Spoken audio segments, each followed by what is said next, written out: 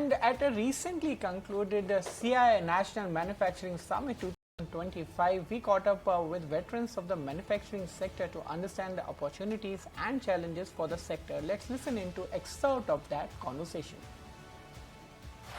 I think you set the context. You said that export has been challenging in this particular year. The whole world is changed and it is fragmented.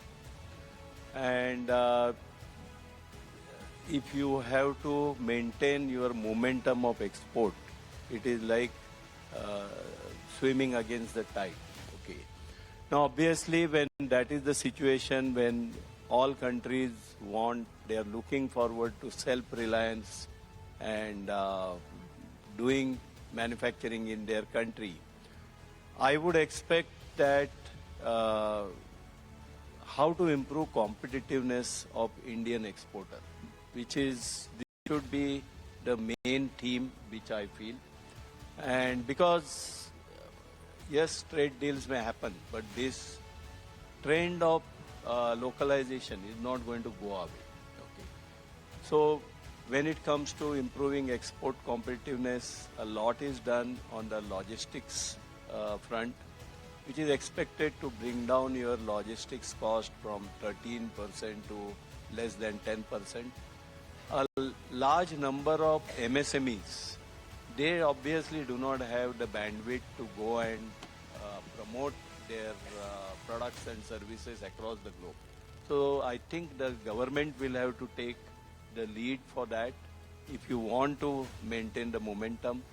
The third important part is the working capital cost. I think Indian inflation is quite under control, better than expected. So the cost of capital, if I would strongly recommend to government that based on your track record for exporting year on year, if you are constantly growing, why not recognize those star exporters and give them attractive working capital rates which are globally competitive.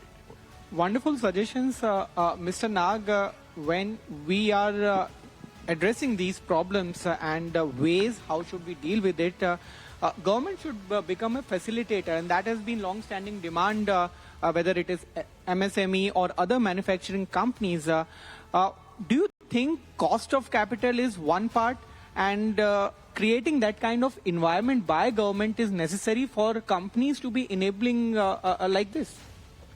Yeah, but I think we also have a tendency to expect government to do a lot for us, whereas we as industry also need to stand up and do for ourselves.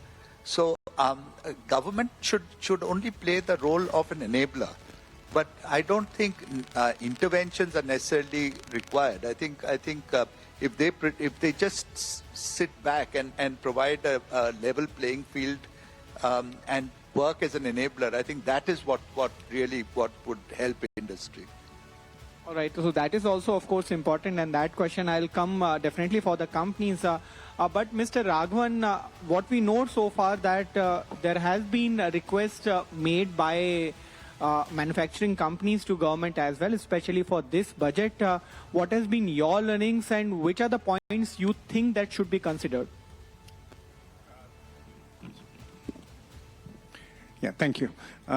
As the other panelists said, there are two parts to it. One, the companies have to do. So we'll discuss that.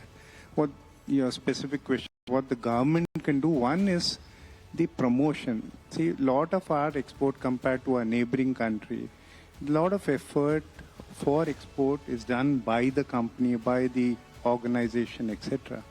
Whereas our, the offices, Indian government offices in different countries can promote the Indian companies. Right? They have to be more active in the trade discussions because they know the local laws, the local environment that's changing in those countries much better, and they become our representative when we approach. That makes it easier, and that's not not so powerful in the Indian context. That's what we have all experienced, and that's what our suggestion is. Why don't we make the trade councils more effective, more stronger, more educated in the sense that knowing the industry better, not from the other sense, but more resourceful, so that the approach to the end consumer is much easier.